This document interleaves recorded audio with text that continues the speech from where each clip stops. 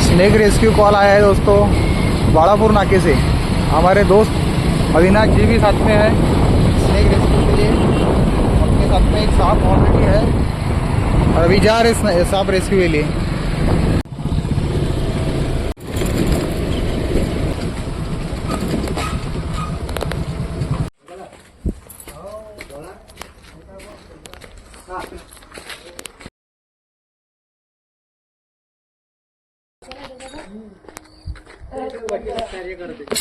वाह वाह वाह, हे ऑफिशियल सर्प मित्र इथं पोहोचवलेले आहेत। प्रोफेशनल सर्प मित्र।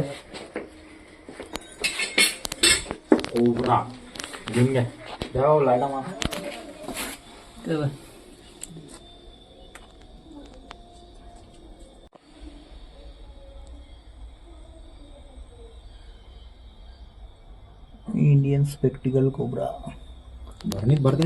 ऑफिशियल सर्प मित्र एकदम ताकद न उभे इथं तैनात एकदम तैनात आहेत त्याच्यावर सर्प मित्र।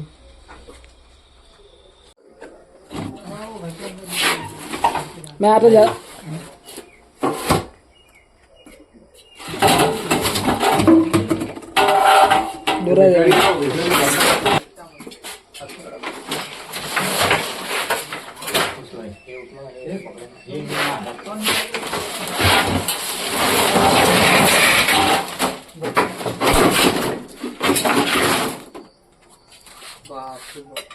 थ्रीडी बसला एकदम थ्रीडी कातात।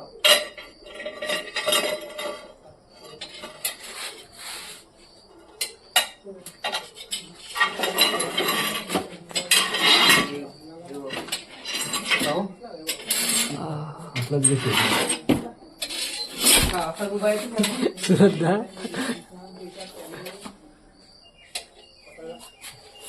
ये दे भाई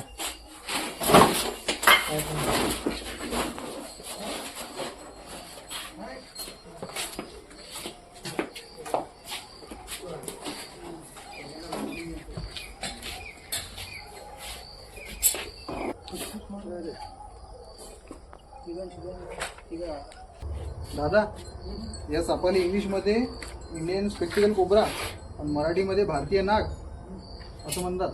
न्यूरोटॉक्सिक विषाणू परिपूर्ण साप आहे। असा जर साप बाईट झाला किंवा चावला काही झालं तर डायरेक्ट मेन हॉस्पिटलला जायचं। खायला वाटते काहीतरी उंदीर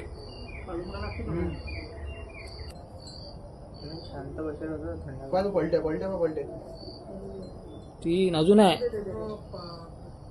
म्हणून तो चुपचाप न बसेल होता। 1 2 3 4 मोमेंट दिला ना मी, असा मोमेंट असते ना तो समोर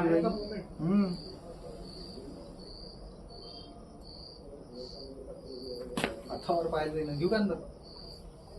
घेऊ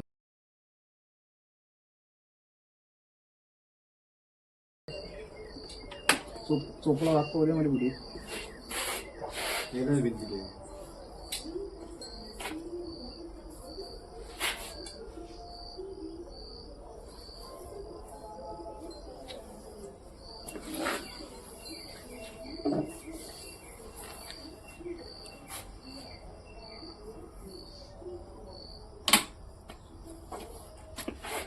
पहिले स्टँडच करा।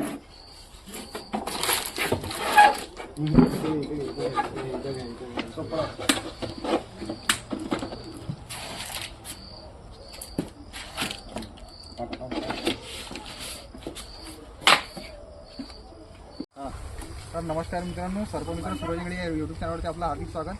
सध्या आपला नरेंद्रनगर जवळील अंकुश टेंट हाऊस काहीतरी आहे ते एरिया मॉल, टेंट मॉलमध्ये त्याच्या बॅक साईडमध्ये एक घर आहे समजा उगवेकर यांच्या घरात आपण हा कॉमन कोब्रा हा रेस्क्यू केलेला आहे आणि याला बर्नीमध्ये भरलेला आहे। तसं आपण सहसा बर्नीमध्ये साप भरत नाही कारण की ते त्याच्या हड्ड्यांना इजा होऊ शकते त्याचं बरोबर।